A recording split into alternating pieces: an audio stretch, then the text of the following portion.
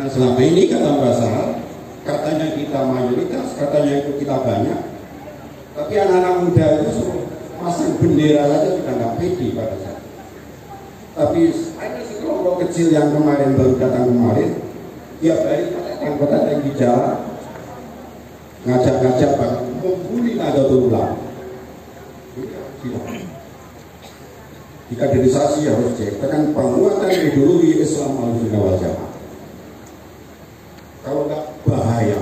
Yang kedua, pada saat yang bersamaan harus dikuatkan nasionalisme dan kebangsaannya. Karena sudah ada kelompok-kelompok yang mengajak, khususnya kepada anak-anak muda, untuk merubah NKRI, merubah Pancasila dengan konsep-konsep yang tidak jelas. Sehingga beberapa waktu yang lalu ya, Pak Dr. Yudi beritahu, ada sebuah penelitian itu. Anak-anak muda yang tingkat SMA, ya, SMP, SMA, ketika ditanya gimana kalau Pancasila itu dengan background penjelasan konsep-konsep khilafah itu yang akan lebih baik, lebih sejahtera, mensejahterakan dan sebagainya. Banyak sekali yang setuju Pancasila itu khilafah. Ini kan kita saya ketua benar. Beliau seorang ulama yang kasar ya. Yang kasar, yang kemudian prihatin tentang kondisi Indonesia terhadap anak-anak mudanya, lebih termasuk terhadap Nahdlatul Ulama yang tingkat penguatan ideologinya sudah mulai rendah. Demikian pula tingkat nasionalisme dan kebangsaannya juga sudah mulai rendah. Makanya dengan ekspresi yang serius dan luar biasa pada saat itu.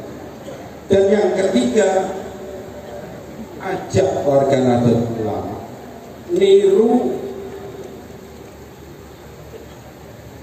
para pendiri Nahdlatul Ulama bagaimana memajukan, bagaimana ngurus organisasi Nahdlatul Ulama. Kita tiru Mbah Hasim, kita tiru Mbah Wahab, kita tiru tokoh-tokoh pendiri Nahdlatul Ulama dengan cara gotong royong. Ini kata Mbah Sahar. Nah, ketika pertemuan yang kedua saya diajak oleh Pak Asad membicarakan untuk lebih lanjutnya sebelum kita pleno di Pondok Pesantren Kramian. Nah ini Mas Rini, ini kebetulan ini Mas Rini Kepala Jismu. Ayo ajak warga Nahdlatul Ulama melalui pintu Jismu, mereka ajak urunan rutin baik yang miskin maupun yang kaya semampunya, tapi intinya adalah gotong royong ini. Ini yang harus dikuatkan kembali. Oleh karena itu di dalam pengkaderan khususnya di pengkaderan dasar dan tiga itu sebenarnya ini. Penguatan ideologi Islam Ahlussunnah wal Jamaah, penguatan nasional dan kebangsaan NKRI dan Pancasila, dan yang satu adalah membangun kemandirian dengan mengekspor warga Nahdlatul Ulama untuk bersama-sama gotong royong. Karena jati diri bangsa Indonesia lebih-lebih lagi Nahdlatul Ulama gotong royong itu sebenarnya. Inilah yang termasuk menjadi keresahan saya dan teman-teman. Di Indonesia itu sistem politik demokrasi, apalagi setelah amandemen Undang-Undang Dasar 45 kita menjadi seperti negara liberal. Mobil pilihan bupati sampai tingkat RT. Mohon maaf kalau di tingkat RT di kampung saya di Jogja ke sana, waduh udah melebihi, udah kayak pemilihan lurah bupati, sampai ada puluhan miliar untuk kepala desa di tingkat Jabodetabek. Karena memang ada potensi yang memang bisa dia terima nantinya. Jadi kita berat setelah amandemen. Sekarang harus sadar. Oleh karena itu saya selalu mengatakan sistem politik di Indonesia ini, termasuk di dalamnya itu pilpres, pilgub, pemilihan bupati dan seterusnya, pilihan-pilihan itu sesungguhnya ini belum pas dengan jati diri bangsa Indonesia.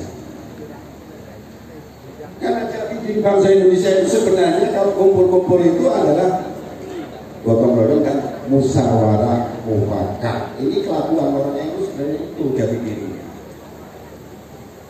Tapi kita tidak sadar, ya tokoh-tokoh kita semua salah. Lebih pada satu tokoh-tokoh yang amandemen 45 itu.